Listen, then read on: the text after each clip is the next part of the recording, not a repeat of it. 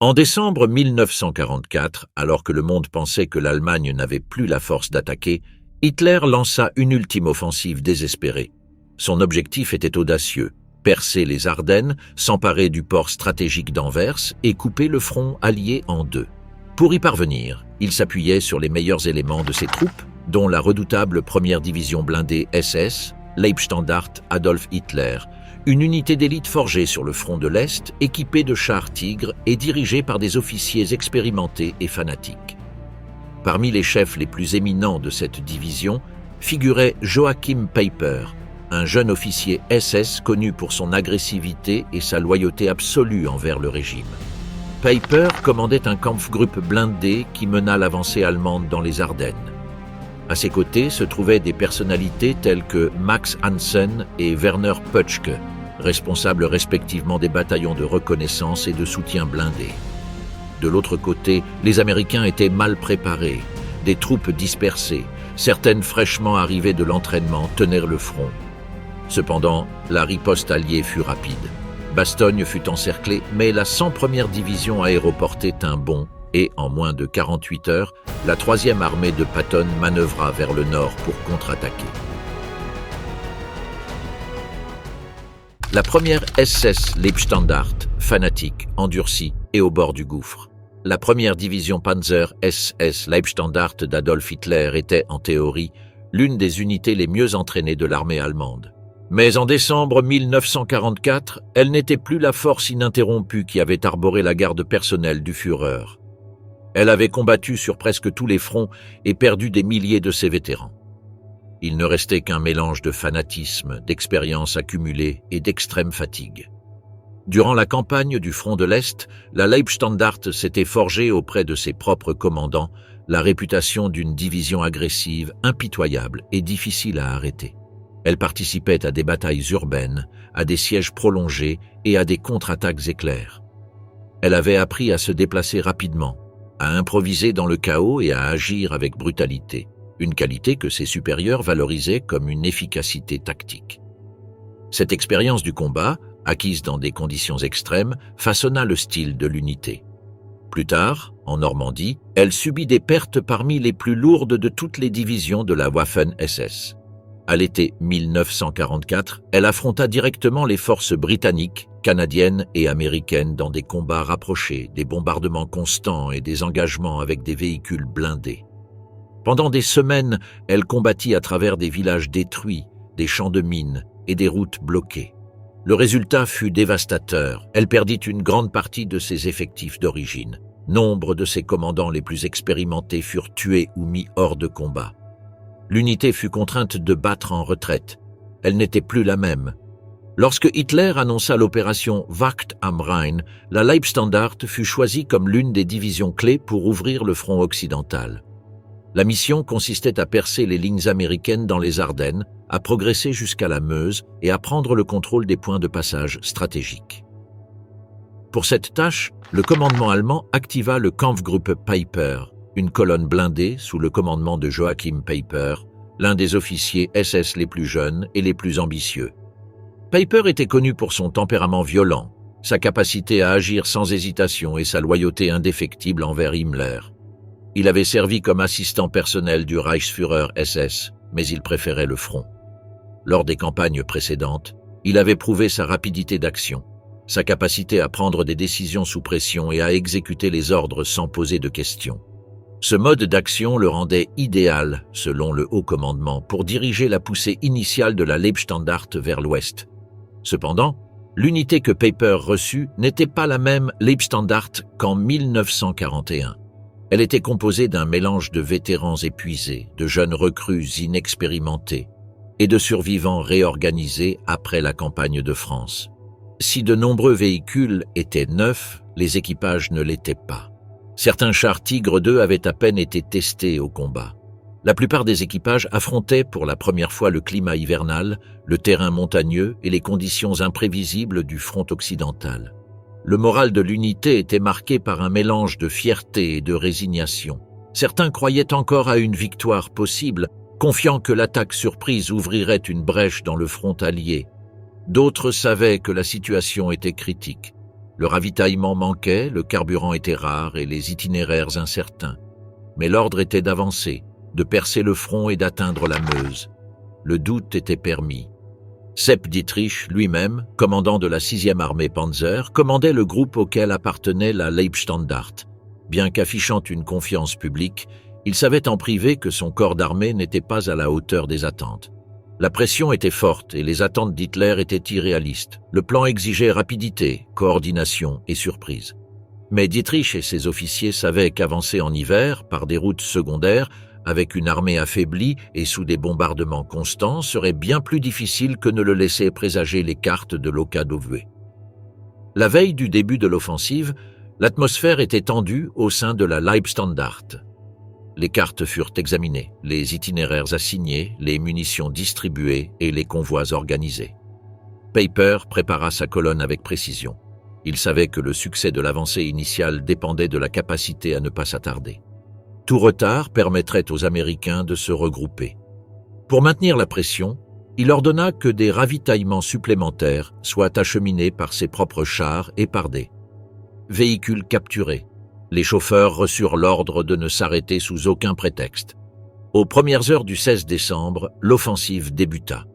L'artillerie allemande ouvrit le feu en divers points du front. Dans le secteur de la Leibstandart, le brouillard obscurcit les premiers mouvements. Les colonnes empruntèrent des chemins forestiers, évitant les routes principales. Le terrain était gelé et de nombreuses unités avançaient difficilement. Les premiers rapports indiquaient que l'ennemi était surpris, mais que la résistance s'intensifiait rapidement. Durant ces premiers jours, Peiper progressa rapidement, prenant des villages, surmontant des obstacles et éliminant des poches de résistance. Mais il rencontra également des problèmes logistiques. Le carburant censé ravitailler sa colonne n'arrivait pas à temps. Certaines routes étaient impraticables pour les véhicules les plus lourds.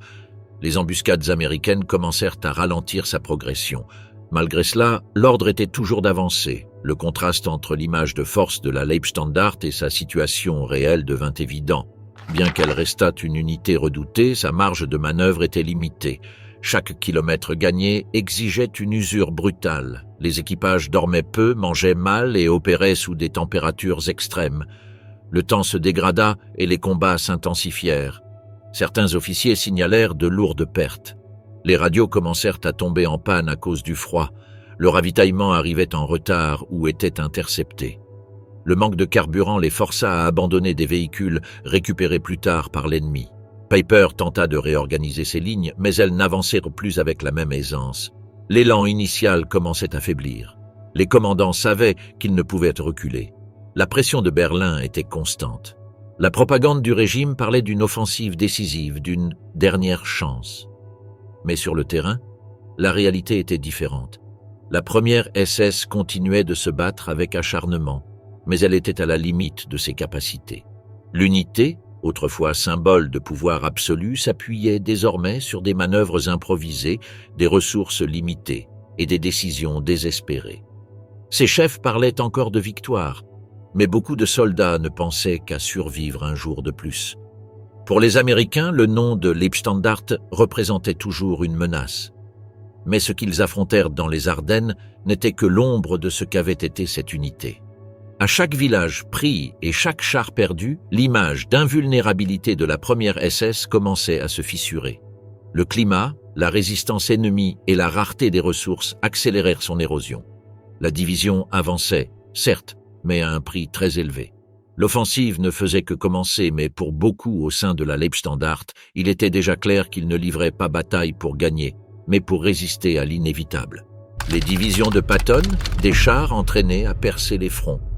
Au cours de la seconde moitié de 1944, alors que le front occidental progressait en France et au Luxembourg, la 3e armée américaine, dirigée par George S. Patton, s'imposa comme une force offensive clé. Plusieurs unités blindées opérèrent sous son commandement, dont les 4e et 10e divisions blindées, considérées comme des pièces maîtresses des opérations de contre-attaque. Ces divisions furent sélectionnées pour leur mobilité, leur discipline opérationnelle et leur capacité à engager les blindés ennemis même dans des conditions extrêmes. La 4e division blindée, dirigée par le général Hugues Gaffet, avait prouvé son efficacité depuis la campagne de Normandie. Elle était structurée autour de 3 commandements de combat, chacun capable d'agir indépendamment: CCA, CCB et CCR. Cette configuration permettait de diviser la force en unités plus petites et plus agiles, adaptées à différents types de terrains et d'objectifs.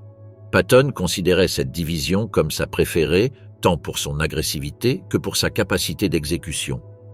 En décembre, la 4e division fut l'une des premières à être mobilisée au nord en direction de Bastogne. Ils avancèrent rapidement depuis Arlon, traversant des villages gelés et des routes verglacées. Cependant, la manœuvre eut un coût élevé. L'un de ces bataillons perdit 33 chars en tentant de percer la ville assiégée. Les troupes se heurtèrent à une défense acharnée de la 5e division de parachutistes allemandes et d'une brigade de canons automoteurs qui stoppèrent leur avancée à Martelange, à une vingtaine de kilomètres de l'objectif. Patton n'accepta aucune excuse. Il donna l'ordre d'avancer sans relâche, avec un message clair: avancer sans regarder en arrière. Il savait que chaque minute comptait. La pression était forte pour tenir sa promesse d'atteindre Bastogne avant Noël. La ville était encerclée et la 101e division aéroportée résistait sans renfort. Le général était convaincu que son avancée par le sud ouvrirait une brèche dans le temps. La 10e division blindée, quant à elle, avait un rôle différent, mais non moins crucial. Elle était chargée de défendre le flanc sud de l'encerclement. Tandis que la 4e division tentait d'atteindre l'encerclement depuis Arlon, la 10e occupait des positions clés pour empêcher les unités allemandes d'avancer vers l'est et de déborder la ligne. Ses bataillons de chars légers et moyens, ainsi que son infanterie motorisée, subissaient des attaques répétées, le terrain rendant chaque mouvement compliqué. Les soldats de la 10e division opéraient dans de petits villages, parfois enlisés par la neige, parfois isolés par l'artillerie ennemie. Malgré une infériorité numérique dans certains secteurs, la division parvint à tenir la ligne, enrayant les avancées allemandes qui cherchaient à exploiter son flanc.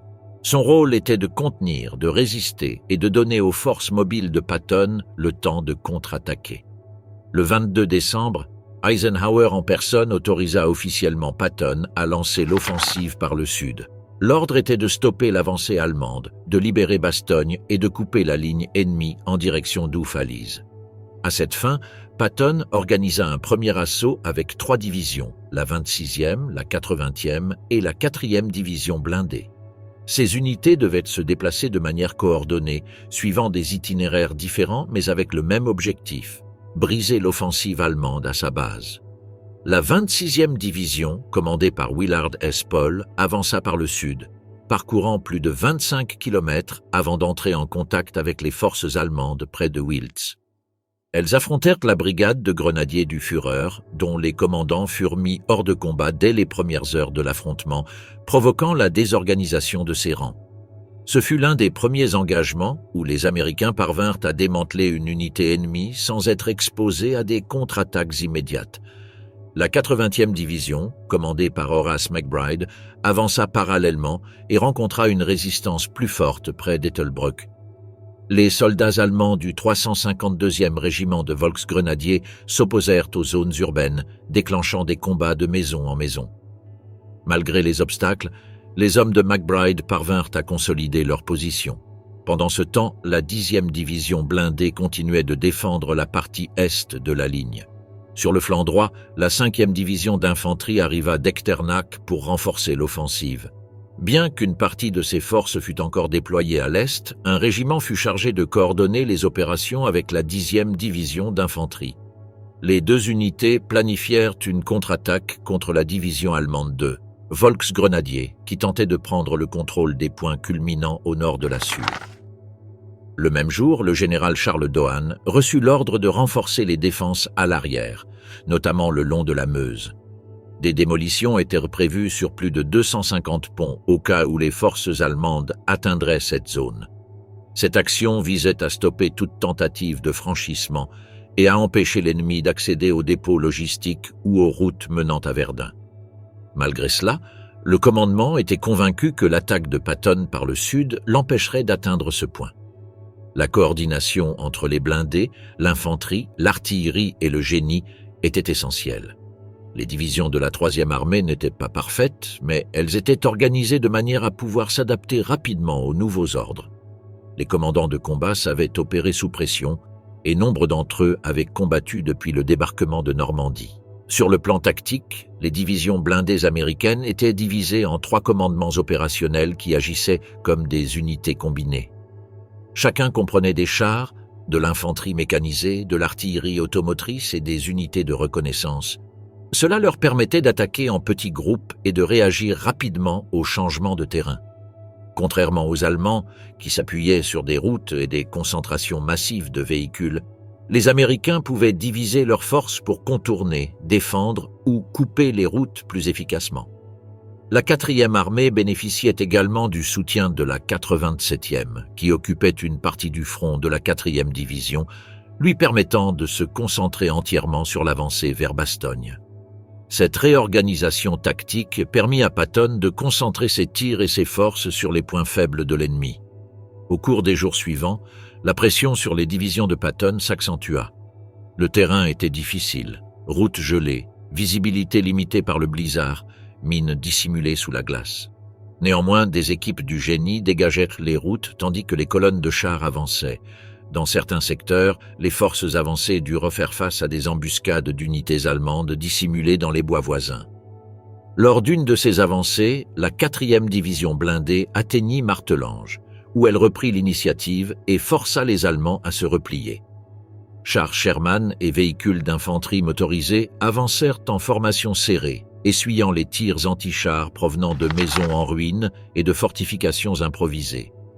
Malgré les pertes, ils réussirent à maintenir la route ouverte pendant 48 heures, permettant ainsi aux renforts d'affluer vers le nord. La coordination aérienne joua également un rôle important. Bien que les conditions météorologiques aient gêné les vols, dès qu'une éclaircie se produisait, les chasseurs alliés attaquaient les lignes allemandes et nettoyaient les secteurs où les colonnes blindées progressaient. Cela allégea quelque peu la pression sur les soldats combattant en première ligne. La performance des divisions de la 3e armée marqua alors un tournant. Elles résistèrent non seulement à la pression allemande, mais parvinrent également à inverser le rythme de l'offensive. La discipline opérationnelle, l'expérience accumulée depuis la Normandie et une organisation souple permirent de maintenir l'offensive, même avec des ressources limitées et dans des conditions extrêmes. Fin décembre, les unités sous le commandement de Patton n'étaient plus seulement une force de maintien. Elles étaient devenues le moteur de la contre-attaque alliée dans le saillant sud. Les 4e et 10e divisions blindées, ainsi que les divisions d'infanterie qui les soutenaient, démontrèrent leur capacité à agir comme un bloc offensif coordonné. Le succès de Patton n'était pas dû à sa supériorité technique ou matérielle. Les chars allemands étaient toujours plus puissants dans les duels à 1 contre 1. Mais les divisions de la 3e armée compensaient ce désavantage par leur agilité, leur rapidité, leur soutien mutuel et un commandement qui n'hésitait pas à repousser leurs limites. La 3e armée avançait. Et cela signifiait que le plan allemand commençait à s'effondrer. Hitler lance son coup de grâce, l'offensive du 16 décembre. Dans les derniers mois de 1944, Adolf Hitler est au bord de l'effondrement. Le front de l'Est recule face à la poussée soviétique et à l'Ouest, les Alliés sont aux portes de l'Allemagne. Dans ce contexte, le dictateur décide de lancer une offensive finale à l'Ouest. Il ne s'agit ni d'une opération défensive, ni d'un repli tactique. C'est un pari risqué. L'objectif est de surprendre les forces alliées en Belgique et au Luxembourg, de diviser leurs lignes et d'imposer un changement stratégique dans la guerre. Le plan porte le nom de code Wacht am Rhein. L'objectif est clair, lancer une attaque de grande envergure à travers les Ardennes, progresser vers la Meuse et s'emparer du port d'Anvers. Prendre ce point couperait le frontalier en deux et anéantirait son système logistique. Pour Hitler, cela pourrait changer le cours de la guerre. L'ordre vient directement du Führer. Depuis son quartier général en Prusse orientale, il supervise personnellement chaque phase de la conception. Il ignora les objections de ses généraux, qui jugeaient l'idée irréalisable. Le terrain était difficile, le temps hivernal entravait la mobilité et les ressources étaient limitées. Malgré cela, Hitler ordonna la concentration de forces suffisantes pour lancer l'offensive. Celle-ci fut planifiée discrètement. Le haut commandement allemand mobilisa près de 30 divisions, comprenant des unités de panzer, d'infanterie, de parachutistes et de volksgrenadiers. Une nouvelle formation blindée, la 6e armée Panzer, fut créée sous le commandement de Sepp Dietrich. D'autres groupes de choc furent également préparés, comme la 5e armée Panzer de Hasso von Manteuffel et la 7e armée, chargée de couvrir le flanc sud. Les troupes commencèrent à se positionner secrètement. Marches nocturnes, silences radio et itinéraires secondaires furent utilisés pour éviter d'être repérés. Certaines unités parcoururent jusqu'à 500 km à pied ou en véhicule pendant plusieurs semaines pour atteindre le point de départ. Parallèlement, chars, canons et dépôts de carburant furent camouflés dans les forêts et les petites villes. Le camouflage fonctionna. Les services de renseignement alliés ne détectèrent aucun mouvement inhabituel. À la mi-décembre, tout était prêt. Les troupes étaient reconcentrées sur un front de plus de 130 km, dans une zone considérée comme secondaire. La zone choisie, dans les Ardennes, avait déjà été utilisée en 1940 lors de l'invasion de la France. À cette époque, l'armée allemande avait réussi à surprendre les Français. Hitler espérait réitérer l'opération. La différence était que cette fois, l'ennemi était différent, l'attrition plus importante et le temps jouait contre eux.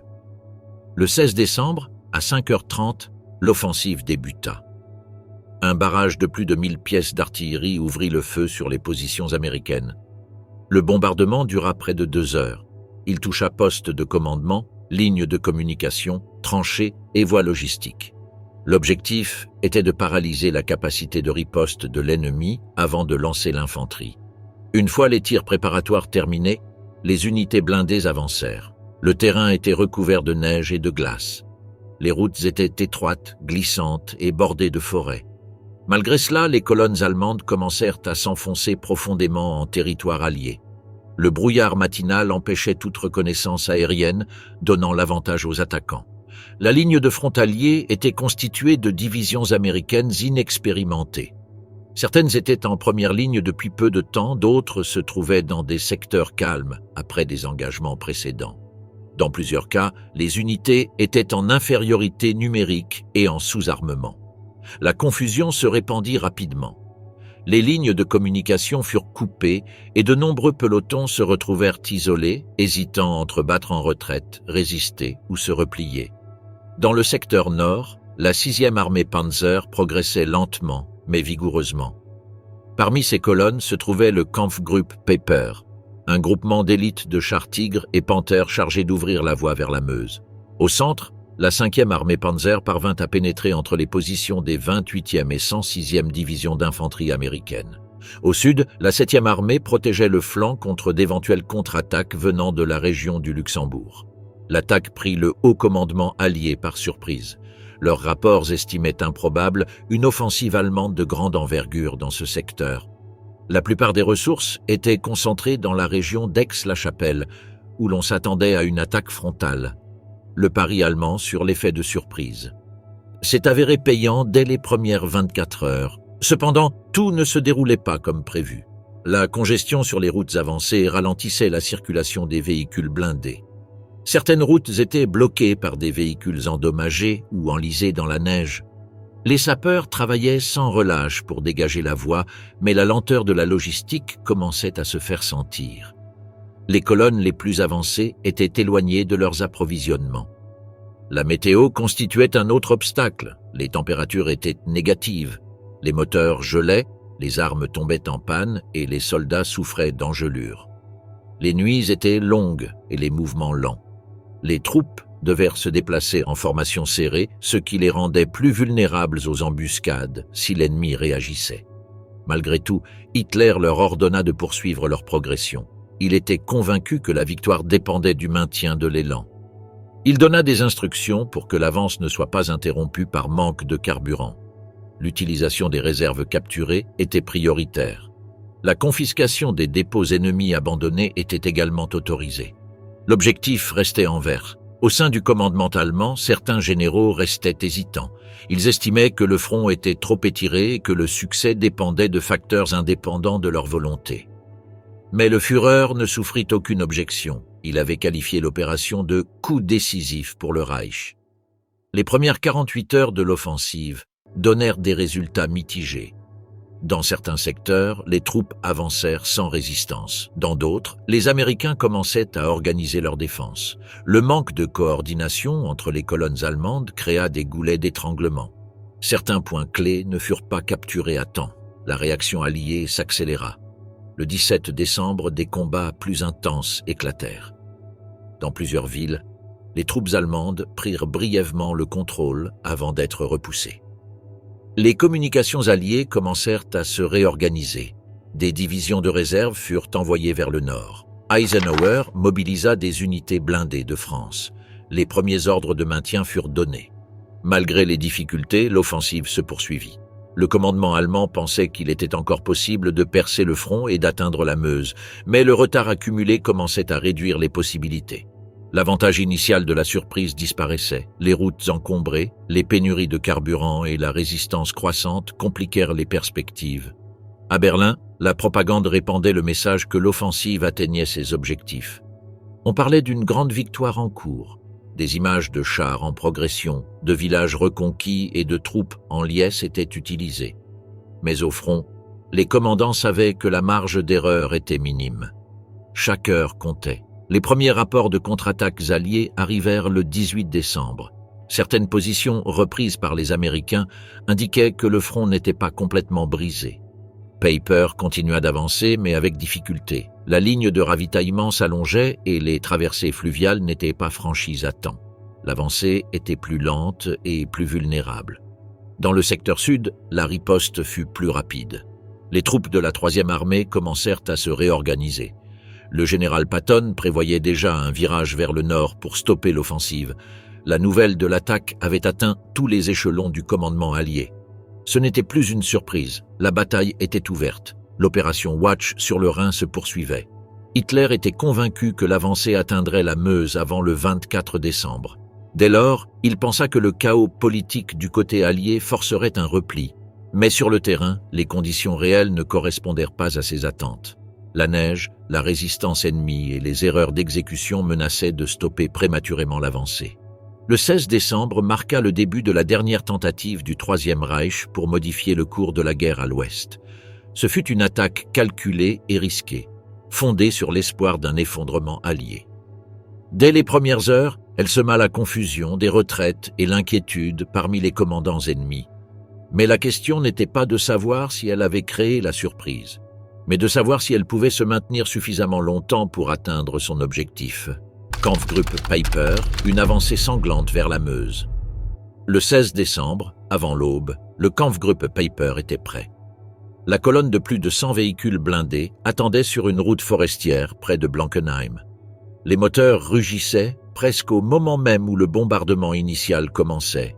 Le groupe, force de choc de la première SS, n'avait qu'une seule instruction: avancer rapidement vers la Meuse, laissant derrière lui toute résistance.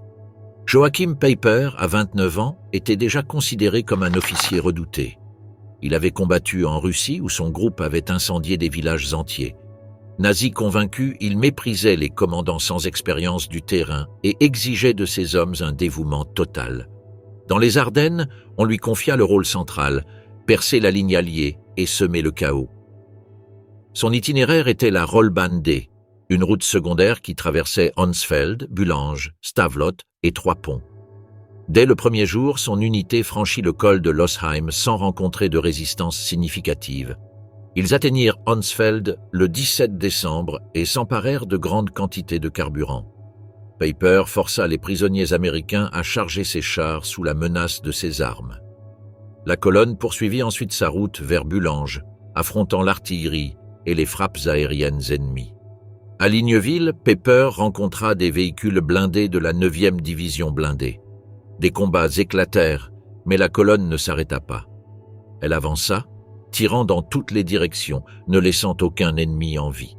Dans son sillage, elle laissa la destruction et la peur. Pendant 2 jours, sa colonne parcourut plus de 40 kilomètres en territoire ennemi.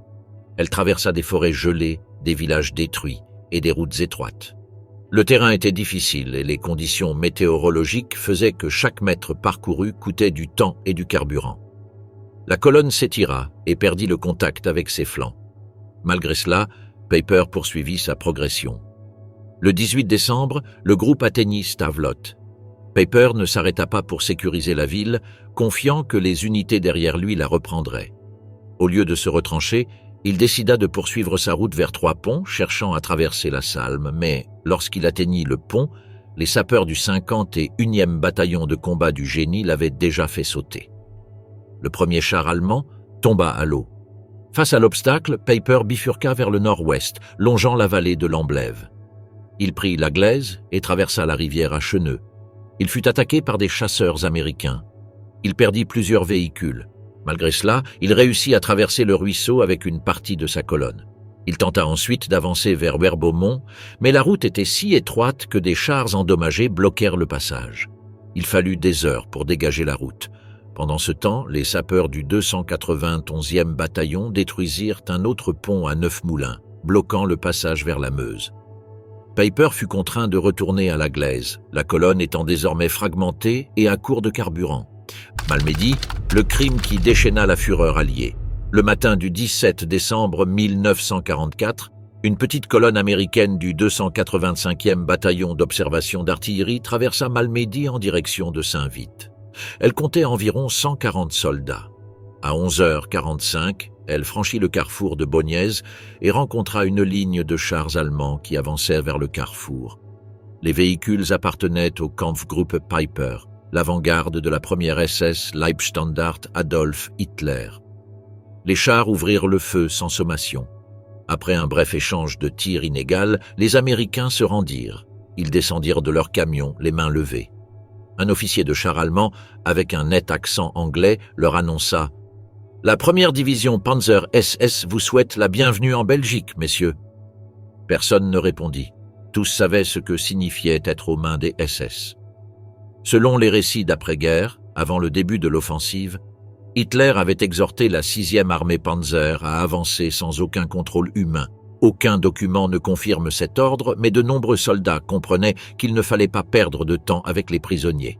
Certains officiers, comme Peiper, le considéraient comme une directive implicite.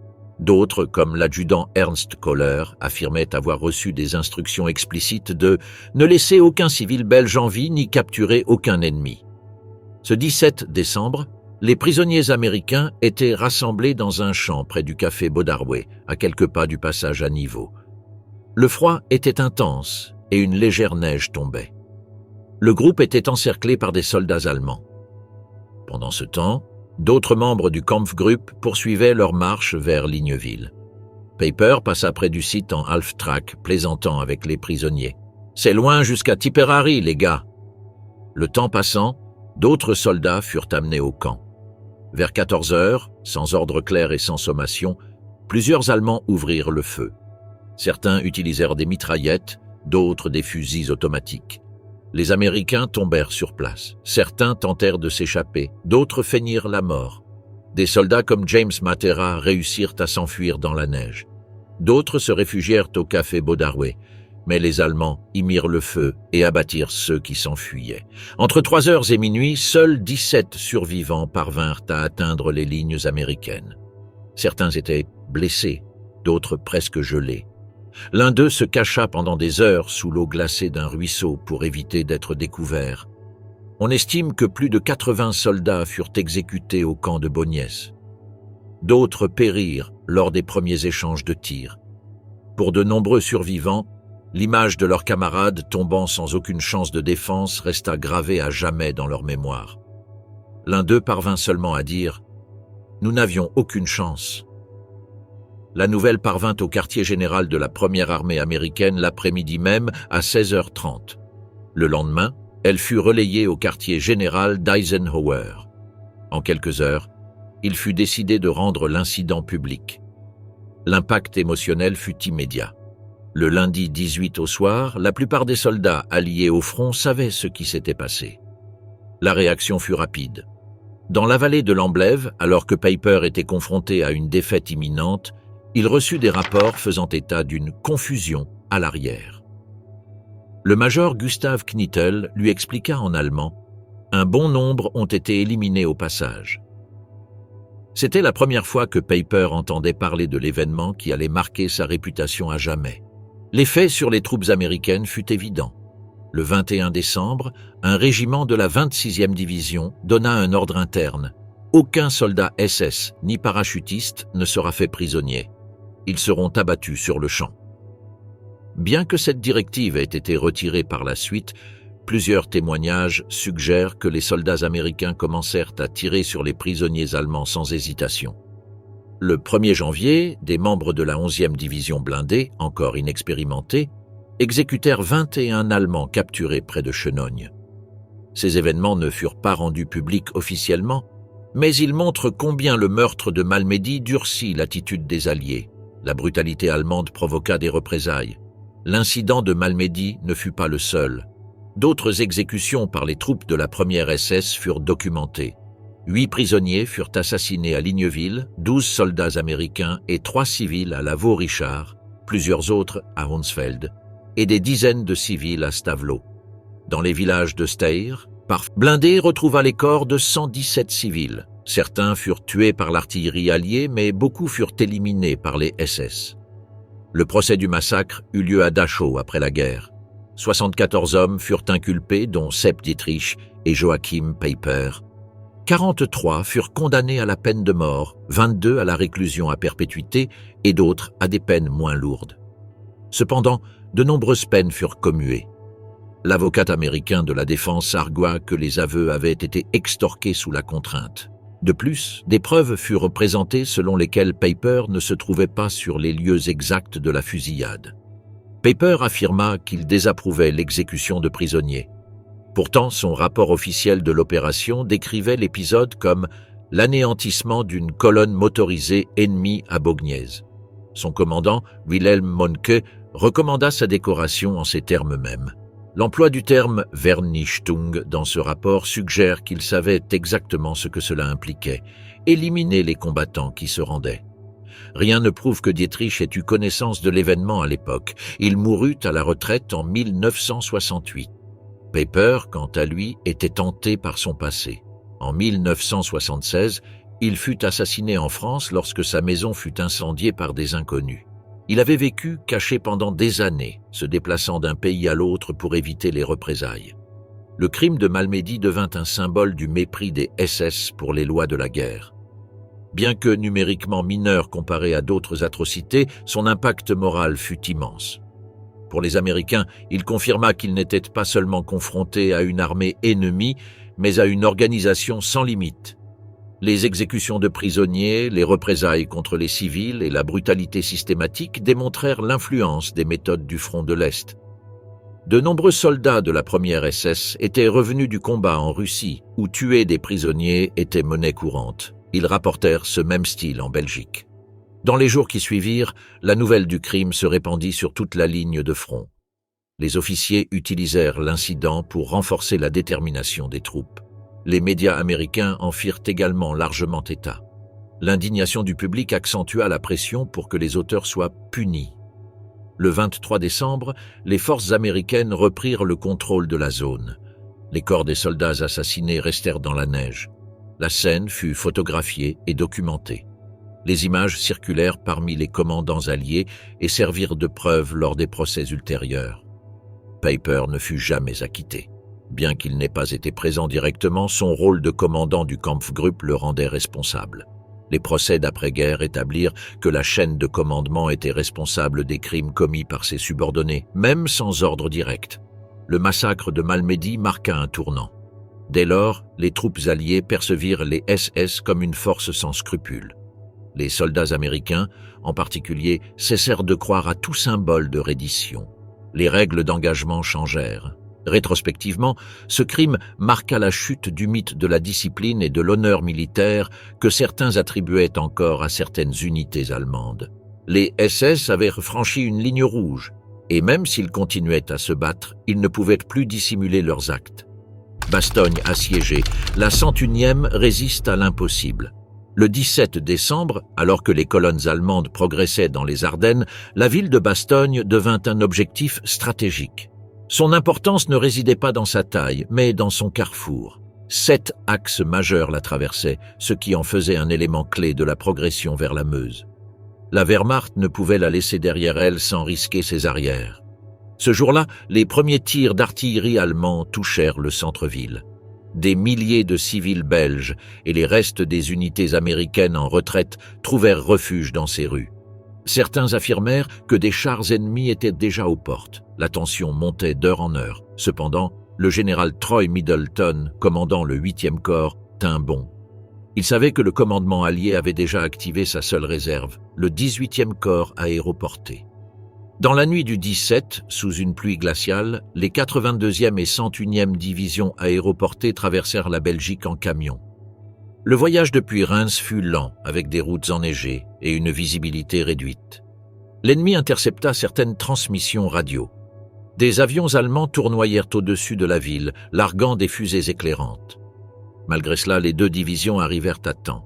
Le 18 décembre, la 101e division aéroportée, sous le commandement provisoire du général Anthony McAuliffe, prit position à Bastogne. Le temps manquait pour les fortifications.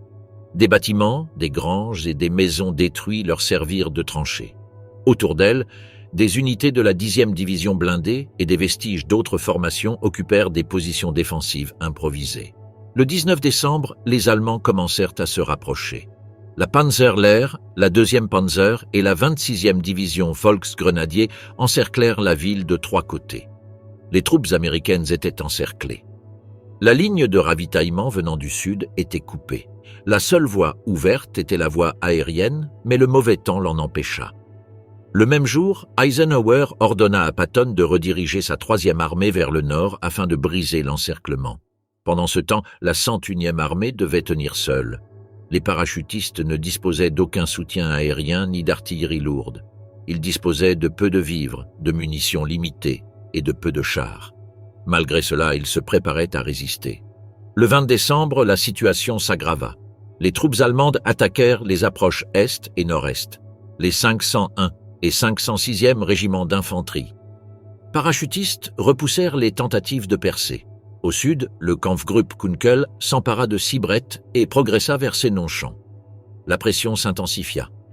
McAuliffe organisa de petits groupes de réaction avec des chars, de l'artillerie légère et des unités mixtes pour combler chaque brèche. Le 21 décembre, les parachutistes étaient complètement isolés. L'encerclement était total. Les tirs d'artillerie allemands étaient constants. Les munitions étaient rationnées. Certains canons ne contenaient que 10 obus.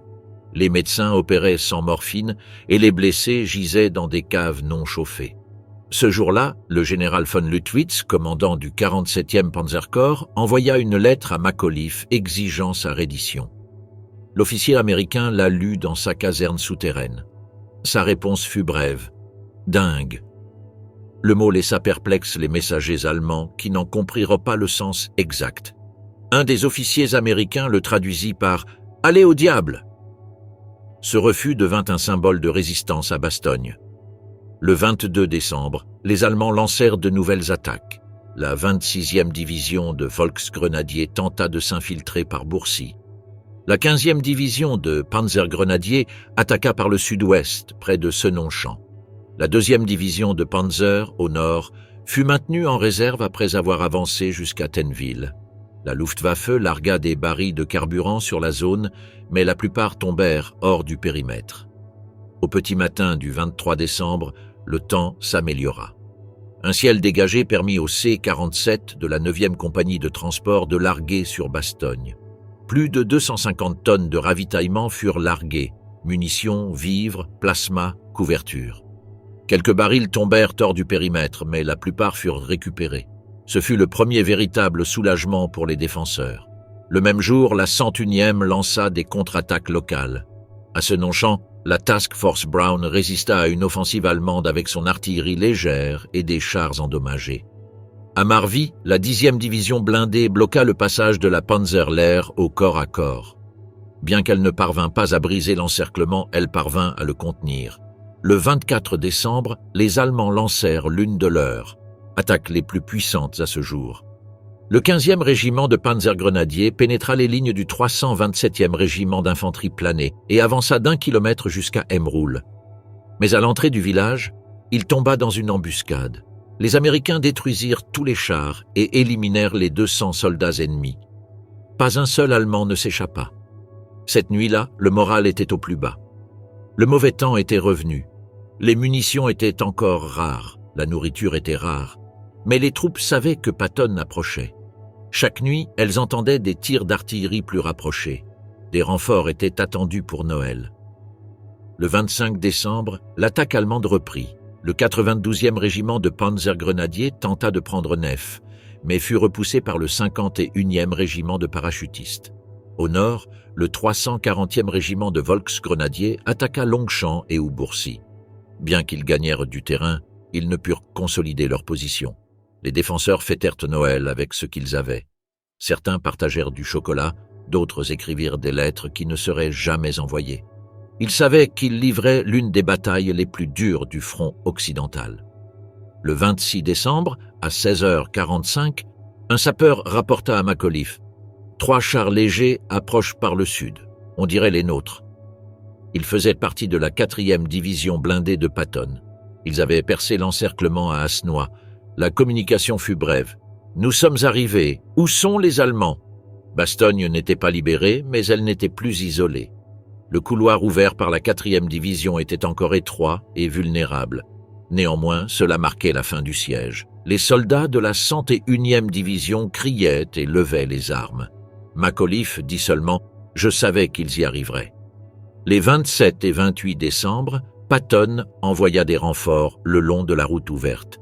La 6e division blindée et la 35e division d'infanterie avancèrent d'Arlon pour élargir la brèche.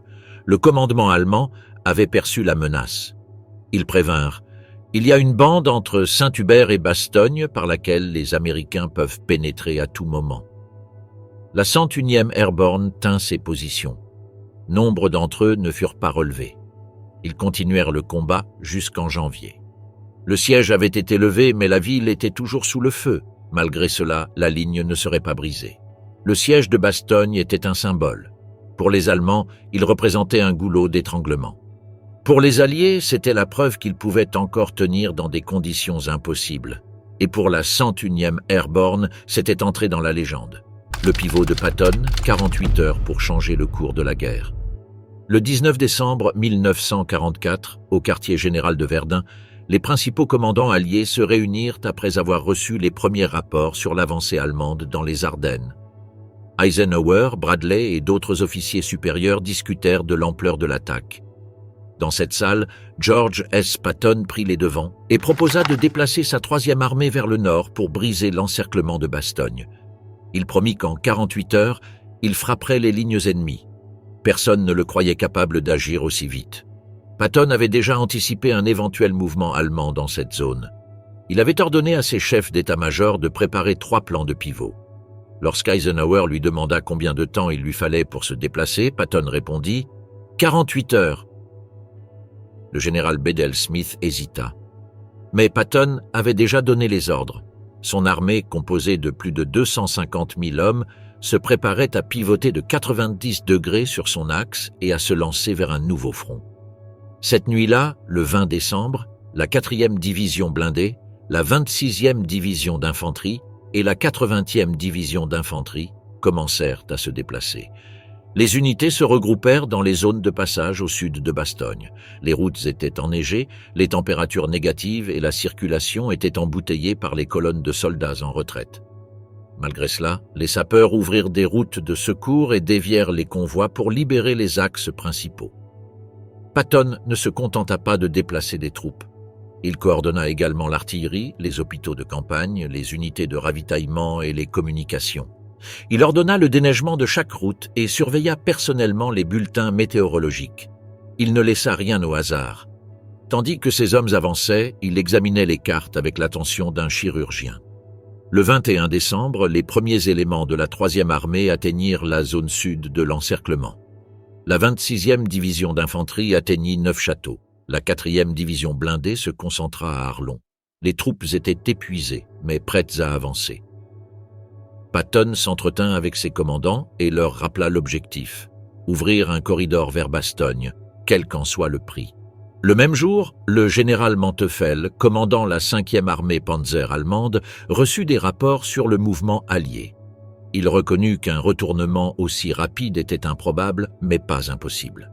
Il ordonna le renforcement des accès à Bastogne par le sud, bien que nombre de ses unités fussent déjà engagées dans les combats au nord.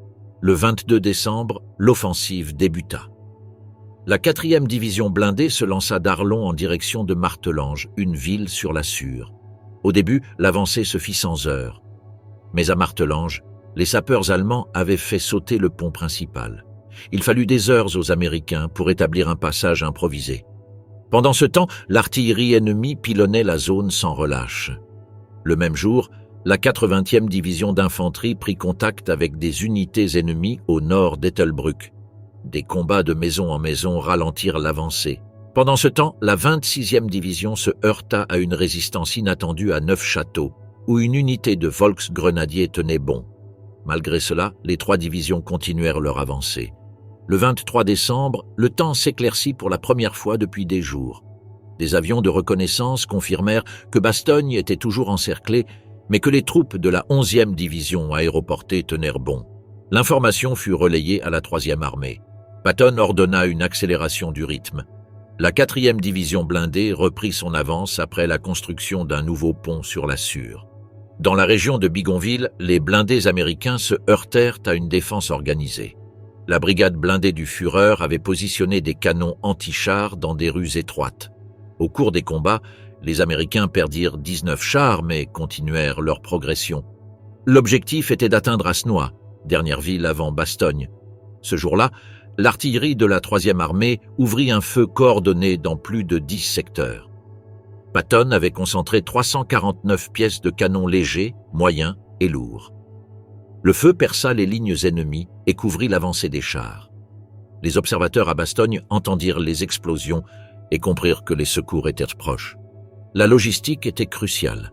Chaque char avait besoin de carburant, de munitions, de pièces détachées et d'un soutien mécanique. Les équipes de transport travaillaient jour et nuit. Les sapeurs dégagèrent les routes sous le feu ennemi. Les stations radio maintenaient une communication constante avec les unités au front. Le système fonctionnait. Le 24 décembre, Patton ordonna une poussée finale vers Bastogne. Le groupement tactique mené par le colonel Creighton Abrams, composé de 45 chars Sherman et de 800 hommes, reçut la mission directe d'ouvrir la brèche. Ils avancèrent sur une route étroite et verglacée, bordée d'arbres où les unités ennemies pouvaient se cacher. Aux abords d'Hasnois, ils rencontrèrent des champs de mines. Les sapeurs travaillèrent à toute vitesse pour dégager un chemin. Un char heurta une mine et explosa. Un autre fut touché par des tirs anti-chars. Malgré les pertes, le groupe continua d'avancer. La pression augmentait de mètre en mètre. À 16h45, le 26 décembre, un char du 37e bataillon blindé perça la ligne ennemie et entra en contact avec un avant-poste du 326e régiment du Génie à Bastogne. L'encerclement était rompu. Des troupes de la 101e division aéroportée partirent à leur rencontre. La rencontre fut brève mais symbolique. McAuliffe envoya un message à Patton. « Soulagé, merci. » Patton répondit d'un ton laconique. « Promis, c'est fait. » Le couloir ouvert était étroit et toujours sous le feu, mais la connexion était établie. Des renforts commencèrent à entrer par cette route. Le ravitaillement recommença à affluer. Le 27 décembre, la pression sur Bastogne s'allégea. Patton fit avancer davantage d'unités. La 6e division blindée renforça le couloir. La 35e division d'infanterie se déploya à l'est pour sécuriser les flancs. Le commandement allemand tenta de combler la brèche, mais il était trop tard. L'action de Patton avait changé le cours de la bataille. En seulement 2 jours, il retourna une armée entière et brisa un encerclement que les Allemands avaient planifié depuis des semaines. L'impact fut stratégique et moral. Les troupes de la 11e armée ne se contentèrent pas de tenir. Elles avaient gagné du temps pour l'arrivée de la 3e armée. Le succès ne résultait pas seulement de la rapidité. C'était une combinaison de préparation avancée, d'efficacité logistique, de commandement direct et de coordination entre les unités. Chaque division savait ce qu'elle avait à faire. Chaque commandant comprenait l'objectif. Patton avait imposé son style à l'ensemble de l'armée. Le front occidental changea avec cette manœuvre. Les Allemands, cherchant toujours à progresser vers la Meuse, furent contraints de retirer des unités pour contenir Patton. Ils perdirent l'initiative. La poussée du Sud transforma l'offensive en défense. Bastogne marqua le tournant. Le 28 décembre, le haut commandement allemand reconnut que l'avancée vers Anvers était intenable.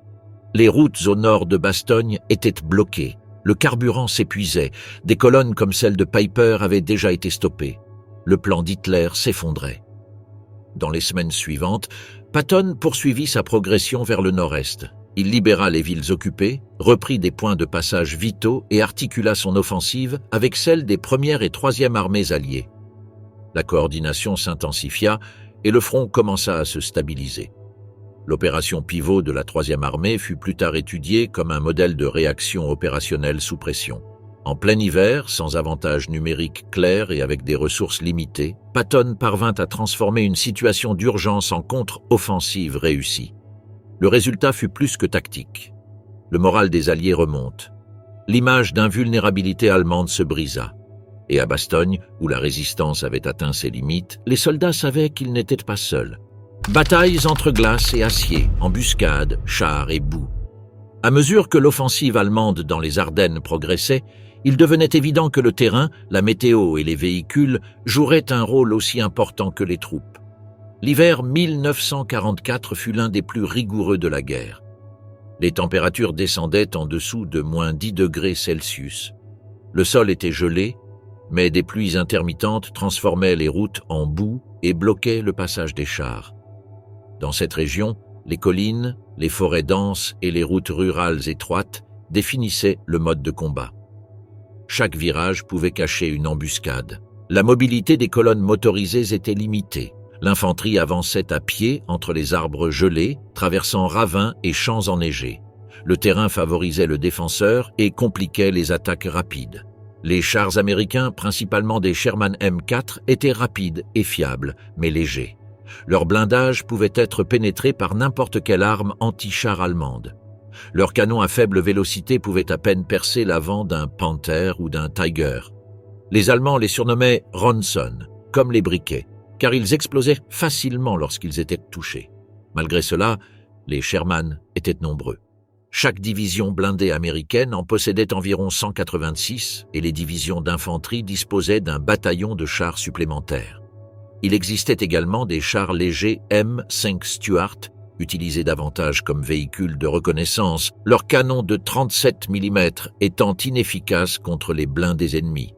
Les Allemands utilisaient principalement 3 modèles, le Panzerfuhr, le Panther et le Tigre. Le Panzerfuhr était le plus courant, doté d'un bon canon de 75 mm, mais d'un blindage relativement faible. Le Panther était privilégié pour les combats dans les Ardennes. Rapide, bien protégé et doté d'un canon capable de détruire n'importe quel Sherman à longue portée. Les Tigres 1 et 2 étaient redoutés, avec leurs canons de 88 mm et leur blindage imperméable de face, mais ils étaient lents, lourds et gourmands en carburant. L'un des principaux obstacles pour les deux camps était l'état des routes. Nombre d'entre eux étaient des pistes de terre ou de gravier, impraticables après la pluie ou la neige. Les véhicules lourds s'enlisaient facilement. Des chars allemands de 50, voire de 70 tonnes furent signalés complètement embourbés. Certains furent abandonnés sans avoir tiré un seul coup de feu. Le manque de mobilité imposa un changement de tactique. Les embuscades devinrent fréquentes. Les colonnes de chars avançaient en file indienne sur des routes étroites, sans possibilité de déploiement latéral. Cela permettait à de petits groupes de soldats de dissimuler des armes anti-chars dans les virages ou aux entrées des villes. Les Américains disposaient des mines, des arbres abattus et des barrières improvisées pour ralentir les blindés ennemis. Les batailles pour les carrefours devinrent cruciales. S'emparer ou tenir un passage signifiait contrôler le passage du ravitaillement, des chars et des renforts. Bastogne en fut le cas le plus connu, mais des engagements similaires eurent lieu à Saint-Vith, Manet, Oufalise et Clairvaux. Souvent, la possession d'un passage déterminait si une unité pouvait avancer ou être encerclée. Au nord, la 2e division blindée américaine s'empara des villages de Dochamps et Marcouret après de violents combats contre la 560e division de Volksgrenadiers. Au même moment, la 3e division blindée et la 83e division d'infanterie avançaient vers Régnier. Partout, les chars se déplaçaient avec difficulté. Les pentes et les virages serrés limitaient leur vitesse à moins de 10 km par heure. Un seul véhicule hors d'usage suffisait à stopper une colonne entière. L'artillerie était également en difficulté. Les batteries dépendaient de la visibilité pour ajuster leurs tirs. Mais le brouillard était si dense que, dans certains secteurs, elles ne pouvaient voir à plus de 300 mètres. Les observateurs ne pouvaient localiser leur cible avec précision. Dans d'autres cas, les pièces devaient être retirées de peur d'être isolées en cas de percée ennemie. Les 22 et 23 décembre, la situation se dégrada. Pluie, neige et brouillard génèrent les vols de reconnaissance. Les routes étaient recouvertes d'une épaisse boue. Le 24, lors de l'offensive finale vers Bastogne, les chars de la 4e division blindée mirent 6 heures pour parcourir seulement 5 kilomètres. Chaque pont dut être évalué. Certains ne supportaient pas le poids d'un char. Les sapeurs improvisèrent avec des rondins, des poutres ou des pièces d'autres véhicules. L'infanterie, quant à elle, avançait lentement. Les bottes mouillées provoquaient des engelures. De nombreux soldats perdirent des doigts ou des pieds. Certains jours, les pertes par pied de tranchées dépassaient celles causées par l'ennemi. Dans de nombreuses unités, les médecins pouvaient à peine soigner les blessés. Il n'y avait pas assez de morphine. Le sol gelé rendait impossible le creusement de tranchées profondes. Certains utilisaient des maisons détruites comme abris, partageant l'espace avec des civils, des animaux et des cadavres. En janvier, alors que la contre-attaque alliée était en cours, les combats se poursuivaient dans des conditions extrêmes. La 2e division blindée tenta d'avancer par le nord, le terrain enneigé et les mines ralentirent sa progression. Dans de nombreux villages, comme Flamierge et Recrival, les combats faisaient rage de maison en maison, avec des lance-flammes, des grenades et des tirs à courte portée. Les chars pouvaient à peine pénétrer dans les ruelles étroites. Les Allemands étaient également confrontés à de sérieux problèmes. Leurs chars Panthère et Tigre étaient supérieurs en armement, mais leurs moteurs surchauffaient et se grippent facilement. Chaque modèle consommait beaucoup de carburant. Leurs chars étant vides, de nombreux chars furent abandonnés. Certains équipages les détruisirent à l'explosif pour les empêcher de tomber aux mains de l'ennemi. D'autres furent capturés intacts.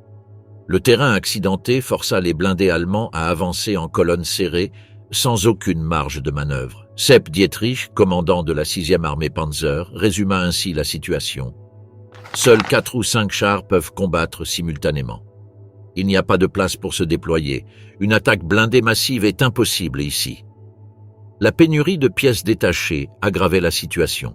Les Allemands utilisèrent des véhicules capturés, notamment des modèles français et italiens, pour lesquels il n'y avait pas de pièces de rechange.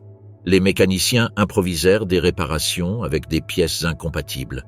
Dans de nombreuses zones, les chars furent utilisés comme artillerie statique, placés sur des buttes pour couvrir les routes, car ils ne pouvaient plus se déplacer. Les Américains, malgré leur avantage logistique, souffrirent également. La boue affecta aussi bien les camions que les véhicules blindés. Les véhicules GMC de 2,5 tonnes étaient fiables, mais s'enfonçaient facilement sur les routes non goudronnées. Parfois, un bataillon entier était bloqué pendant des heures à attendre qu'un seul véhicule soit remorqué. Au milieu de tout cela, les embuscades étaient constantes. Dans la forêt de Grand Bois, près de Spineux, les parachutistes du 551e bataillon furent surpris par le 62e Volksgrenadier. Presque tous furent tués. Dans un autre secteur, la 17e division aéroportée prit Recrival, mais fut touchée par l'artillerie allemande avant de consolider sa position. Les survivants ont décrit comment la neige devint rouge en quelques minutes. Le 6 janvier, le 18e corps aéroporté attaqua dans un violent blizzard. Les hommes se voyaient à peine, les tirs ennemis provenaient des arbres recouverts de glace. L'artillerie américaine ne pouvait fournir de soutien en raison du manque de visibilité. Les avancées se mesuraient en mètres. Il fallut parfois 2 jours pour capturer un seul village. Dans la région du Tillet, la 87e division d'infanterie fit face à la brigade d'escorte du Führer. La résistance fut acharnée, chaque maison était défendue comme un bunker. Les Américains perdirent plus de 100 hommes en une seule journée.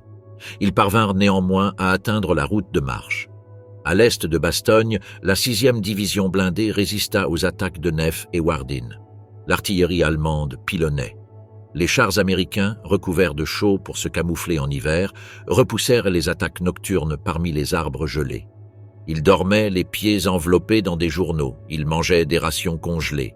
Certains utilisaient de la dynamite pour ameublir le sol et enterrer leurs morts. La boue, le brouillard et les forêts dictaient le rythme de la bataille.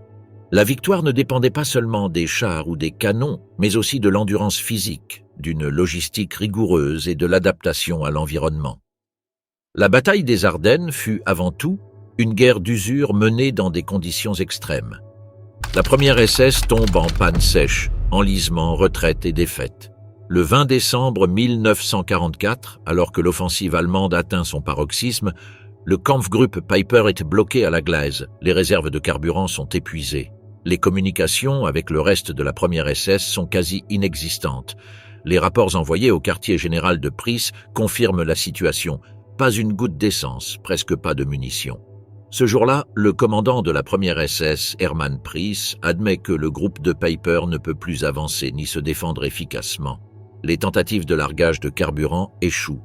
La Luftwaffe est incapable d'accomplir ses missions en raison des conditions météorologiques. Des jerrycans tombent hors du périmètre ou sont capturés par les Américains. Le 21, la situation ne s'améliore pas. La 2e Panzerdivision SS signale que ses unités ne peuvent quitter la zone de rassemblement faute de carburant. Les rapports font état de chars immobilisés, d'artillerie immobilisée et de bataillons entiers en attente, sans possibilité d'engager le combat. Pendant ce temps, la 9e division blindée SS signalait que seul son bataillon de reconnaissance était mobile. Ni ses panthères ni ses pièces d'artillerie ne pouvaient être déplacées.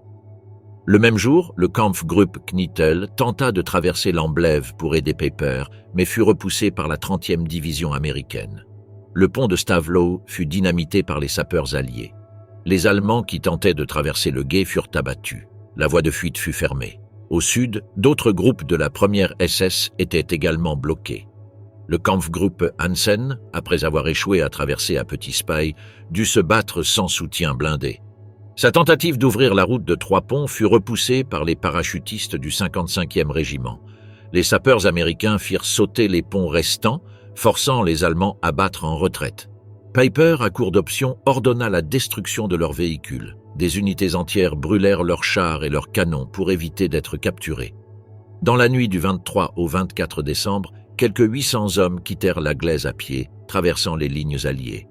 Ils réussirent à regagner le territoire allemand, mais abandonnèrent tout leur matériel. Le 24 décembre, la première offensive SS était au point mort. Le manque de carburant avait constitué un obstacle insurmontable. Les Panthères, les Tigres et les Panzer IV avaient besoin de grandes quantités d'essence, et les voies de ravitaillement étaient saturées, voire détruites. Le terrain accidenté et les conditions hivernales doublèrent la consommation prévue. De nombreux chars n'avaient avancé que de quelques kilomètres avant de s'immobiliser. Les problèmes couvaient depuis avant l'attaque.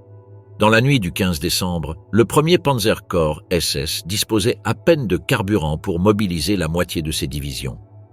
Le reste fut détourné du 2e Panzerkorps SS sous prétexte erroné qu'il ne serait pas nécessaire immédiatement.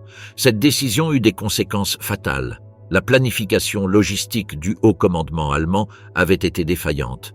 Des dépôts éloignés avaient été accumulés à l'abri des bombardements, mais hors de portée des unités de combat. Le quartier général ignorait le véritable objectif de l'opération et ne donna pas la priorité au ravitaillement frontal.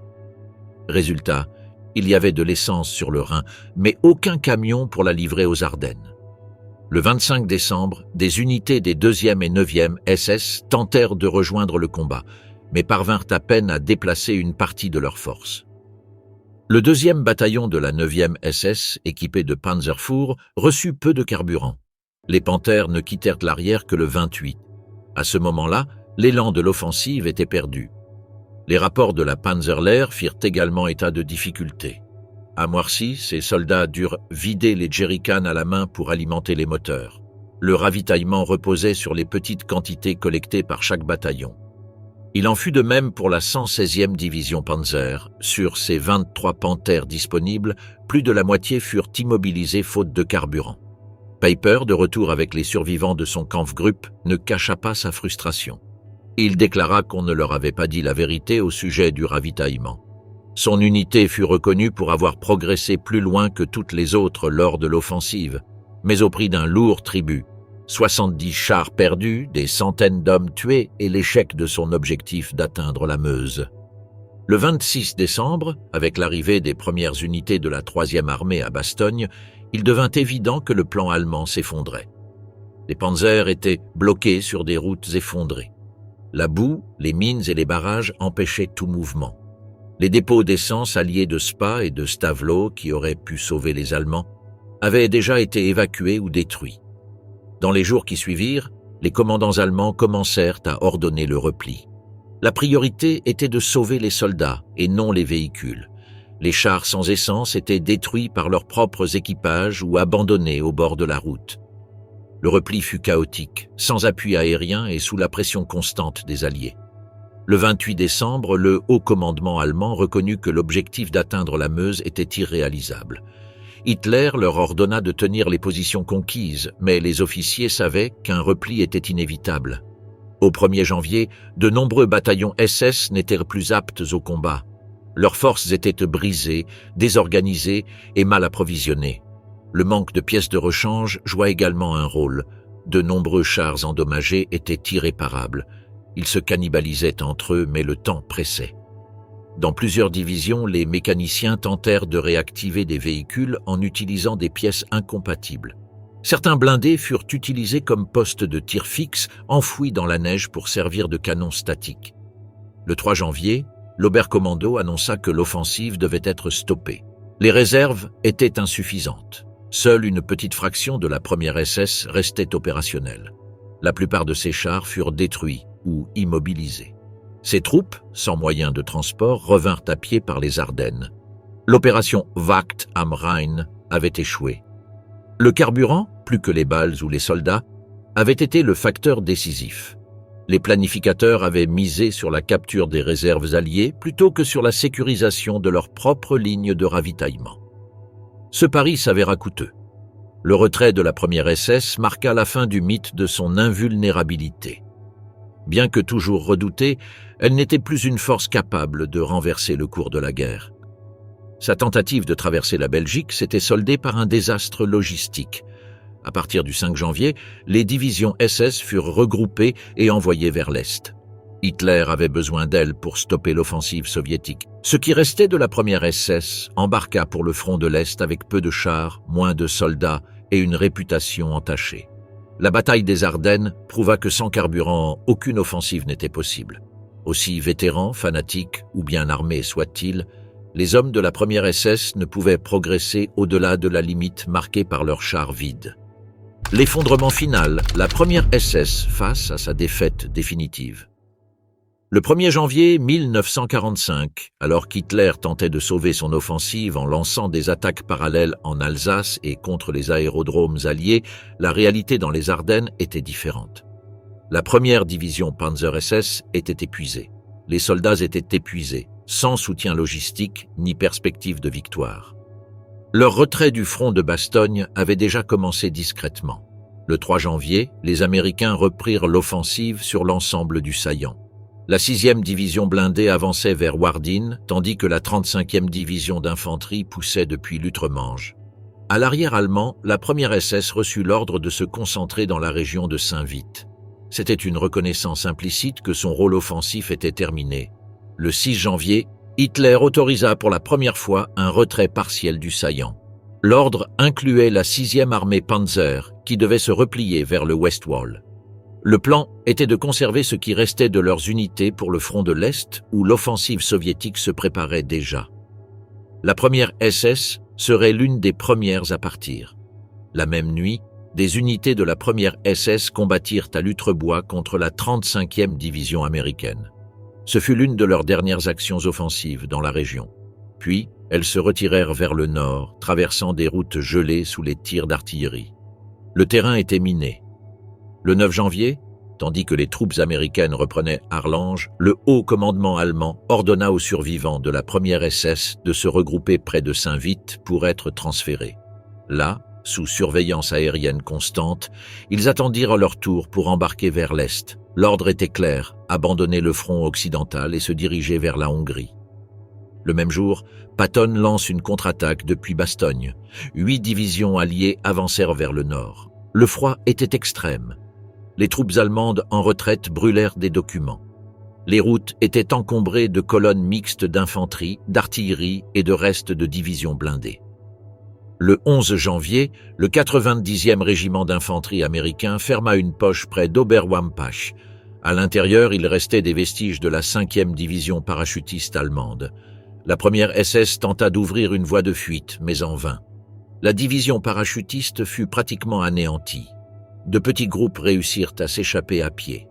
Ce fut l'une des dernières tentatives de la première SS pour accomplir une mission de combat à l'ouest. Le 12 janvier, avec le début de l'offensive soviétique sur la Vistule, Hitler donna la priorité absolue au front de l'Est.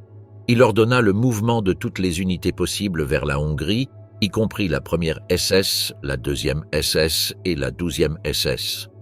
Le processus s'annonça lent et difficile. Le 13 janvier, tandis que les Américains consolidaient Oufalise, des colonnes allemandes tentèrent de s'échapper par des routes encore vierges de bombardements. Le 15 janvier, Hitler abandonna son quartier général à l'ouest et se dirigea vers Berlin. L'offensive des Ardennes avait échoué et son attention se porta désormais sur la défense de la capitale. Le 16 janvier, les troupes de la 1e et 3e armées américaines se réunirent à Oufalise. L'encerclement était total. Les unités allemandes restantes tentèrent de s'échapper par des routes secondaires. L'artillerie alliée s'abattait sur les colonnes motorisées. Le ciel dégagé permit des attaques aériennes massives. Les routes étaient bloquées. La première SS, à ce moment-là, avait déjà quitté le front. Ces derniers éléments furent expédiés entre le 17 et le 21 janvier vers l'Autriche et la Hongrie. Le voyage fut lent. Dans de nombreux cas, les trains durent être arrêtés en raison de dommages aux voies ou de raids aériens. Certains wagons n'arrivèrent jamais. Les unités durent être réorganisées à destination. Pendant ce temps, les officiers d'autres divisions allemandes exprimèrent leur mécontentement. Beaucoup voyaient le retrait des SS comme une trahison. Tandis que l'infanterie régulière repoussait l'avancée alliée, les divisions d'élite battaient en retraite. Le commandement allemand tenta d'apaiser la situation en annonçant un retour renforcé. Personne n'y crut. Fin janvier, le bilan était catastrophique. Sur les plus de 2500 véhicules blindés allemands présents sur le front occidental à la mi-décembre, il n'en restait que 800. Le 1er régiment SS ne conservait qu'une douzaine de véhicules opérationnels. Le 25 janvier, l'offensive alliée avait complètement effacé le saillant. La ligne de front était de retour à sa position initiale. Les troupes américaines avancèrent au Luxembourg et reprirent des villes comme Clairvaux, Merscheid et Oscheid. Le 26, la 6e division blindée réoccupa Weißwampak et le 90e régiment prit Grindhausen. Le même jour, à l'est, l'offensive soviétique en Prusse orientale débuta. Hitler ne mentionna plus les Ardennes. Le repli vers le Westwall était achevé. Cependant, de nombreuses unités ne parvinrent pas à le franchir. Les bombardements alliés détruisirent des centaines de véhicules et de dépôts logistiques pendant la retraite. Le 30 janvier, les rapports de l'OB-Ouest indiquaient que seuls 813 véhicules blindés étaient prêts au combat sur l'ensemble du front occidental. La première SS, qui avait lancé l'offensive en fer de lance, n'apparaissait plus guère dans les rapports opérationnels. Elle avait été éliminée en tant que force offensive à l'ouest. Les pertes humaines furent également considérables. La division perdit plus de 2000 hommes, tués, blessés et disparus. Certains furent pris au piège dans des poches de combat, d'autres faits prisonniers lors des escarmouches finales. Dans plusieurs villages belges, on retrouva les restes de colonnes SS complètement détruites. La réputation de la première SS était menacée. Malgré le combat acharné de ces soldats, l'échec de leur mission, les crimes commis et la retraite sous la pression prouvèrent que leur réputation d'invincibilité était infondée. Ce n'était plus une division redoutée. C'était juste une des unités épuisées du Reich. Le transfert en Hongrie ne fut pas un répit.